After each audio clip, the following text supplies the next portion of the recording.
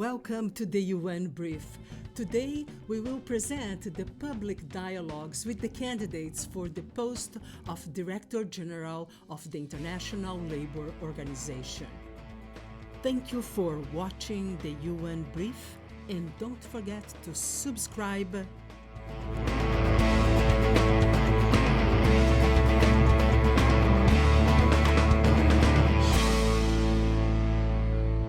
By achieving the universal ratification of the fundamental conventions and their effective implementation and supervision, as well as supporting the tripartite discussions to ensure a clear, robust, and up-to-date body of international labor standards.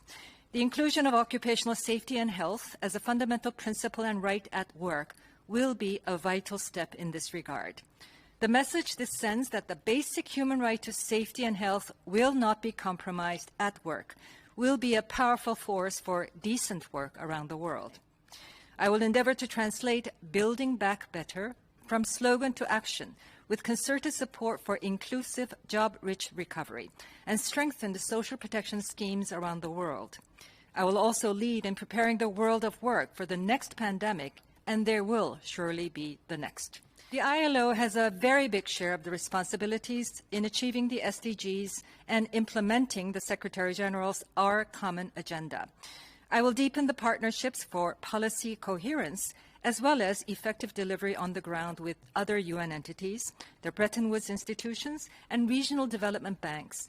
And to be most effective in this endeavor, the ILO community needs to rally as one and be supported by an office that works as one. Thank you so much, Madam President. Ladies and gentlemen, 60 years ago when Martin Luther King was delivering his famous speech, I Have a Dream, I was a toddler in rural Togo where I experienced the hardship, the frustration, as I was saying, that poverty and social divide can bring about. And I grew up. Fast forward 10 years ago, here as Deputy Director General in ILO, when I was leading the mission in Bangladesh, standing there before the ruin of Rana Plaza, I realized that decent work remained a big dream for millions of workers, not only in Bangladesh, but in the whole world. Since then, my resolve for better social justice has never left me, and this is what is bringing me here today. Thirdly, I want to initiate a program on the whole supply chain, as well as have an initiative on the universal social protection. Fifth, we have to continue focusing on groups that are vulnerable, such as the informal sector, the child labor, the forced labor, the youth employment, the gender, women and girls, and workers that are at risk of losing their job in the just transition. What we know is the economy is global, especially since 20, 30 years. Now, with the COVID crisis, I think we realize that health is global too. Basically, we have one planet and one humanity. So the duty of solidarity is not something theoretical.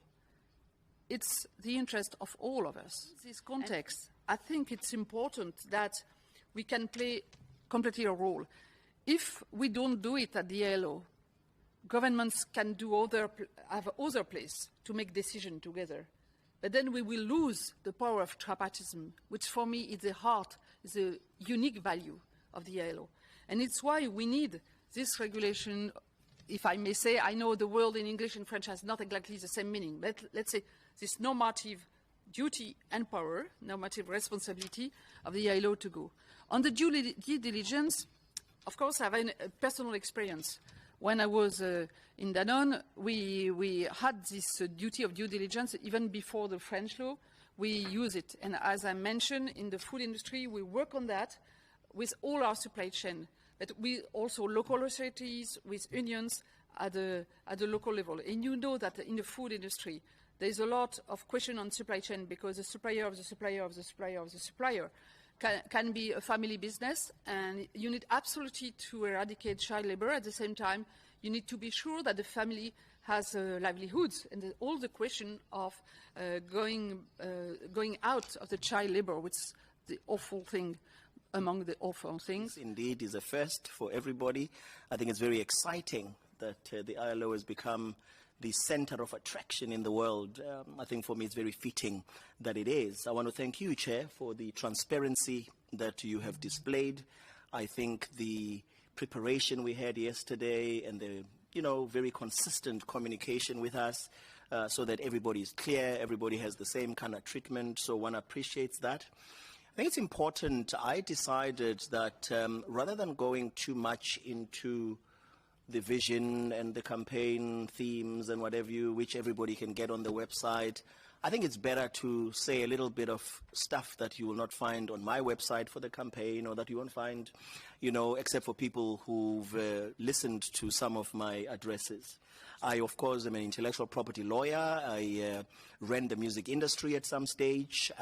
Very good thing for me. Then I went into technology, ran businesses in training, was a partner with Cisco, Microsoft, built a company in 27 countries in my continent, built other businesses in advertising and in property. But the thing that is very curious is that I had done labor law at varsity, but not to be a labor lawyer, but to be an intellectual commercial lawyer. Labor law I collided into when I came into the ILO, and it's been an amazing situation. But it's only when I got to the ILO that I realized actually I had majored in university in industrial sociology and had studied Karl Marx.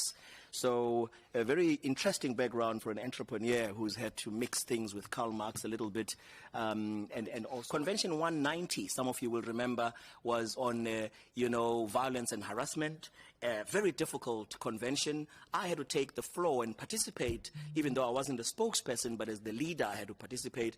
And when I danced at the end with Kathleen, who I've seen, Kathleen Paskir and Mary Clark Walker at the end, some of my colleagues and the employers were not so happy because not everybody liked the outcome. It wasn't as perfect as what people wanted, but it was the outcome that comes of the ILO. That is what social dialogue is about. You don't get everything that you want. The ILO has achieved a lot. Under my leadership, we can achieve even so much more. My vision is to strengthen and unite. I will push for a new global solidarity between countries, between workers, employers and governments to act swiftly together towards a better future of work, a future that leaves no one behind, a future that ensures just transitions towards a green economy and harnesses emerging technology for the benefit of decent work. A future that promotes productivity and sustainable enterprises as generators for decent jobs. A future that ensures fundamental principles and rights at work, occupational safety and health, social protection. One that provides better opportunities for young and for old, and gives access to skills and lifelong learning. I've worked on labour and employment issues, representing employers, workers and governments for over 40 years in Australia, Asia and Pacific and internationally. I led the ILO's work for the ILO's reinvigorated mandate through the Centenary Declaration, the Global Call to Action and its operational and governance reform. I know the ILO and the ILO knows me. I can turn words into action. This is what I will do and how I will lead the ILO, to work with you to make the world a better and fairer place. This is my commitment to you. Thank you.